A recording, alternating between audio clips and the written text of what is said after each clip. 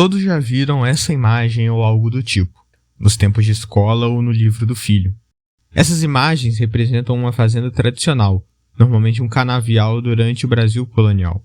Esse esquema ficou conhecido como plantation, que eram lotes de altíssimas proporções, onde a maior parte do trabalho era realizado por escravos e a grande parte da produção era exportada. Esse sistema fazia todo sentido na lógica colonial.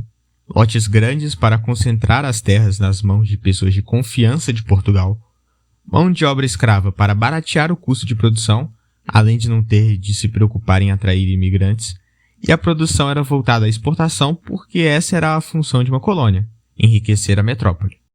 Agora, se formos comparar esse sistema com a realidade atual, vamos perceber poucas diferenças. Ou seja, continuamos presos a um sistema focado em favorecer uma força externa soberana, mesmo depois de sermos independentes, pelo menos diretamente, já que indiretamente continuamos subservientes aos mercados internacionais, como o americano, o europeu e o chinês.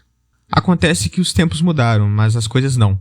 Na verdade, mudou-se para pior, principalmente com a Lei de Terras de 1850, que baniu a posse de qualquer terra que não tinha sido adquirida por meios financeiros. O que hoje em dia até pode parecer normal, mas na época não fazia nenhum sentido, já que a entrega de terras públicas para pequenos agricultores visando desenvolver certa região, promover o sustento daquelas famílias e atrair imigrantes era muito comum, principalmente no Novo Mundo. O melhor exemplo disso foram os Estados Unidos, quando eles distribuíram terras para os ex-escravos, algo que não aconteceu no Brasil, o que foi chave para o processo de favelização das nossas cidades, já que os ex-escravos não tinham para onde ir e nenhum apoio governamental. Na verdade, quem recebeu apoio foram os fazendeiros, que receberam indenização pós-abolição. Além disso, temos a conquista do oeste americano, marcado pela conquista do ouro, a guerra contra o México e aquele cenário de faroeste, que para quem não sabe é o aportuguesamento de Far West, ou na sua tradução literal, oeste distante. Com essa decisão, a distribuição de terras que já era extremamente concentrada ficou praticamente dominada pelos latifundiários, já que eles eram os únicos que poderiam comprar as terras. Isso acarretou na situação atual, onde apenas 1% das propriedades rurais do Brasil ocupam quase 50% da área destinada ao agronegócio. E aqui nós chegamos a uma grande questão sobre a reforma agrária, que é se tem terra suficiente para todo mundo. O Brasil tem 800 milhões de hectares e mais da metade disso não é agricultável. Ou seja, é ocupado por cidades, infraestrutura e principalmente floresta, com o principal caso sendo a floresta amazônica. Desses 800 milhões, sobram 360 milhões de hectares para o agronegócio, de onde 80 milhões são destinados à agricultura, com cerca de 60 milhões sendo destinados ao grande agronegócio e 20 milhões à agricultura familiar. Ou seja, no final das contas, sobraram 280 milhões de hectares com potencial de reforma, que podem ser divididos em 160 milhões destinados à pecuária extensiva e 120 milhões que, de acordo com o INCRA, são improdutivos. A partir desses dados, percebemos que caso fossem distribuídos 10 hectares por família, que de acordo com o próprio MST já é o suficiente, apenas em terras improdutivas 12 milhões de famílias seriam beneficiadas, sendo que hoje em dia são 4 milhões. Ou seja, vai faltar sem terra. Isso porque nem foi colocado a área de pecuária extensiva no cálculo, que só para você ter uma ideia, a média atual do Brasil é uma cabeça de gado por hectare. Além do fato que a pecuária intensiva, que é realizada em um espaço muito menor, é muito mais produtiva e gera um produto de melhor qualidade. Todo esse cenário também acaba criando aquela dúvida. Como que no país que é o celeiro do mundo, a carne está tão cara e existem pessoas passando fome?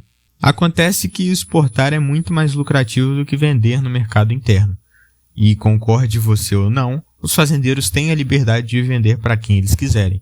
Afinal, essa é a regra do jogo em que vivemos. Isso tudo nos leva a entender que os produtos advindos do agronegócio são caros porque o sistema é desenhado para ser assim. Porque o sistema é o mesmo que foi definido por Portugal lá atrás, algo voltado à exportação, sem qualquer preocupação com o mercado interno. Enquanto isso, o pequeno agricultor e o agricultor familiar não possuem meios de exportar a sua produção. Por isso ele se vê forçado a vender para o mercado interno.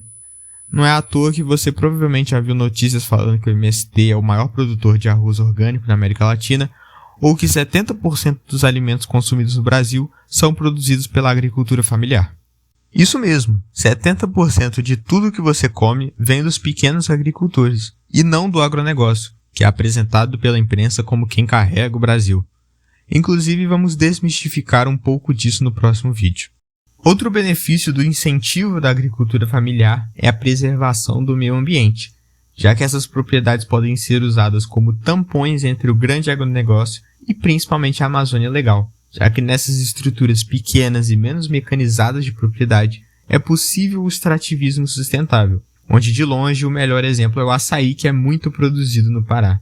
Agora, junta isso tudo com a potência científica que nós temos, que é a Embrapa, que é capaz de desenvolver inúmeras técnicas, tecnologias e maquinários para o pequeno agricultor, aumentando em muito a sua produtividade e renda.